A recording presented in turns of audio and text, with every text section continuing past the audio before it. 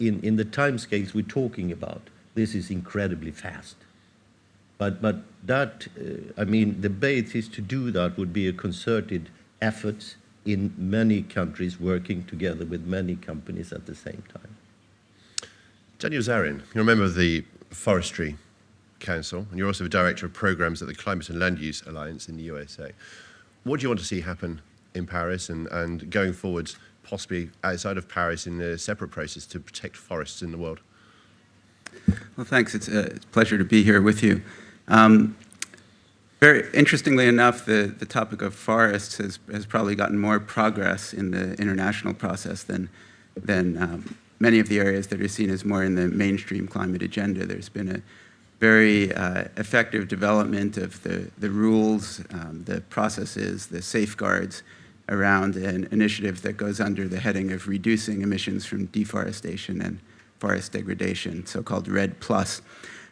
So the architecture is largely there. There are big issues in Paris with forests as with other issues around finance. And there are questions around the timing and so on. But we do have in place remarkable, really, example of cooperation between developed countries and developing nations in terms of partnership, working together, developing that process. Now, is that enough? It's certainly not enough for us to realize the potential that exists there for reducing emissions from the sector. If tropical deforestation were a country or a region in terms of emissions, it's about equal to the European Union. So this is a very, very significant source of emissions, and one where there are real opportunities to achieve reductions in the near term and achievements that actually have proof of concept. We've seen in Brazil, for example, probably the largest single emission reductions of any nation over the past decade occurring with respect to the drop in deforestation in the Amazon basin by almost 80%. And the demonstration in the proof of concept that can happen at the same time as agricultural production has gone up in the same region, essentially closing the frontier, stimulating intensification of production. So we have very effective examples. And at the same time, though, we have real crises going on in the world. The climate crisis of this year is going on right now in Indonesia. We have, this is above and beyond that European Union size emissions. We have, for the past 6 to 8 weeks, emissions from fires in Indonesian peatlands that are on a daily basis equal to the average daily emissions, or really above the average daily emissions from the entire US economy, as of last week reaching the amount of emissions that are coming annually from Japan, have occurred just from these fires just this year. These are fires that are caused by illegally set illegal land clearing that's done for the expansion of palm oil or wood fiber production.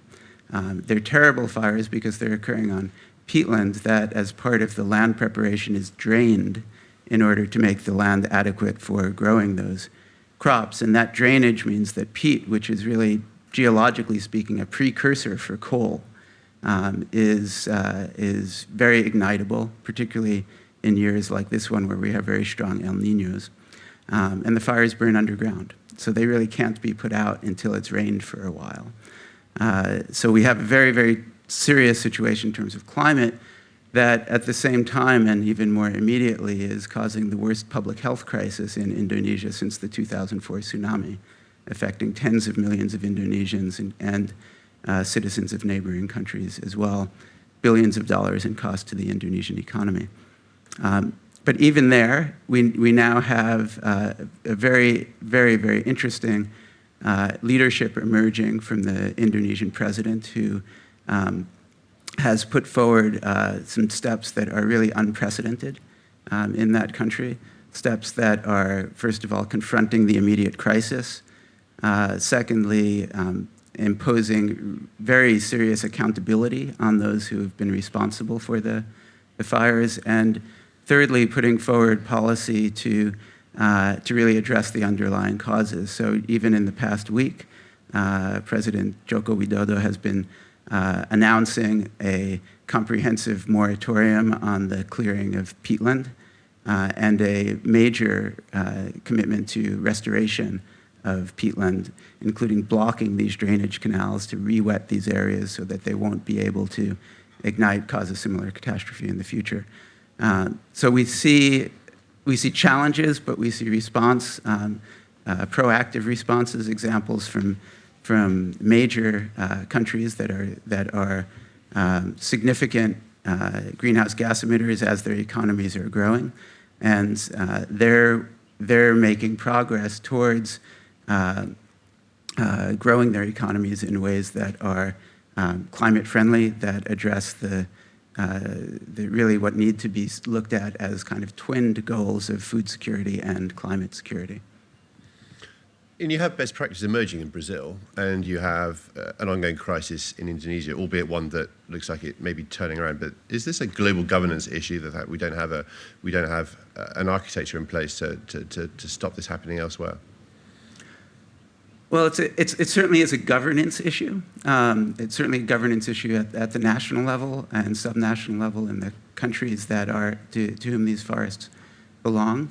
The global governance side of it is one in which we do see some progress in terms of the global community essentially acting to reinforce governance at the national level. So perhaps the best example of this that we have now is around the illegal timber trade, where in both Europe, the US, and a growing number of examples in importing countries, we have the architecture of very strong laws that place burden on the importers to ensure that the product that they are importing was produced, harvested legally in the country of origin. So it's not imposing any kind of sort of global or foreign standard on the producing country, but rather reinforcing national law. That seems to be growing in effectiveness. The EU has a very significant and important program in the area of forest legality, governance, and trade. In the US, just this past week, the largest suit was just settled against a large company called Lumber Liquidators, in which they've pled guilty in this area. So we do see real progress on that front around the trade issues as well. And important areas to develop further and that we see with attention in China, where there is growing attention to this issue around legality and really a need for the uptake of at least a kind of analogous structures around importation in China, since China is really kind of the world's major hub of import and subsequent export in terms of taking in raw materials, processing, and then exporting finished or semi-finished wood products. And I'd like to come back to that and talk about China and emerging markets in general. But first, Carl Ganser, you're the managing director of Circle of Blue based in the US and a member of our Water Council. What do we need to know about water as we head towards Paris? Well, everything. So I'm a journalist, and I was in COP15 in Copenhagen, and watched the talks unfold, but also watched it from the journalist perspective. And the story was really hard to enter. It was a very complicated issue, as we all know, and so a pack of very interested reporters with very complicated stories to tell. Well, the good news and bad news is that now we have the water story. We also have much more visible changes. I mean, right now we have the big story in Indonesia. That's a story that we can tell. So in the waterfront, over the last really 8 years, we've seen some transitions as far as thinking goes. So it used to be just talking about water supply, water for food. Now we're talking about a water nexus, a water, food, energy, climate nexus. So you have this interconnection between all four. And in a sense, a mantra that we're really in our council and across the water world are talking about is you can't talk about one without talking about the other. So let me tell a little story from Inner Mongolia. So we do a lot of work, in scenario sessions and whatnot, but I like to get out in the field. And so I went to Inner Mongolia, one of the epicenters for climate change, the big open pit coal mines, Shilinghat, Inner Mongolia, and wanted just to see, what do these places look like. And so I found a shepherd family, And I went to their home, and their wells were going dry. Their wells were going dry because of the coal mines, right? The 6 coal mines, some of the largest in the world. And the next day, the family took me out to their gur, their yurt out in the prairie in the grasslands. And I got up at sunrise and hiked up these little sand dunes. Now, these are supposed to be the grasslands of the world. These are little sand dunes that we're standing on. I'm watching the sunrise. And the daughter comes out and stands there, and she's wondering where I disappeared to. And so we watch this, and we see the sand. And then the next evening, we go into town, and there's a performance and it's a beautiful video of grasslands, et cetera. And I type out on my phone, my Google Translate, because I don't speak Mongolian or Chinese fluently, and I say, can you take me there next time? These beautiful green grasslands. And she turns pale white, and she types on her Google Translate on her iPhone and says, is no longer. And I say, why? And she says, not since the disaster. So right now we're seeing water as, in a sense, one of the frontline stories, one of the most important stories in this nexus of water, food, and energy. And we're also seeing on the waterfront, and in the journalism world, we're always looking for the next story. And the next big story is groundwater. And it's almost like climate change. It's very hard to grasp because we can't see it. But now we're starting to see the impacts of that in California and North India, even in North Africa and other parts of the world. So, how are we going to feed our population when we're drawing on groundwater supplies because our snowpacks, say in the American West and the Sierras, are at 4 to 6% of historical levels? So we have, from the journalistic perspective, a big story unfolding that we can finally see. So the optimistic side of that is that when we can see the stories, we can act on them, and we can move the public to act better, and we can move beyond very ethereal concepts of carbon trading, which we all understand, but is very hard to tell as a story, into what this actually means to people, whether you're a Native American community in Arizona or whether you're a farmer in Punjab. Quick whiz around the room, if any questions? Okay, well, let's just go back to looking at the path forward, and please feel free to make comments.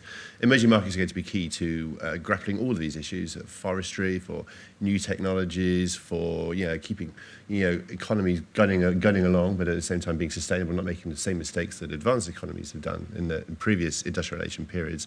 For water, what are we seeing here? We're also seeing, bringing it back to the real world, the economy is slowing down in many of these markets too. What kind of level of complexity and difficulty does this add to the whole process? A couple of ways of looking at it. Particularly, I work in China, so I think China's story is a sort of good reflection of the complexity, on the positive and also probably potentially on the negative side there as well.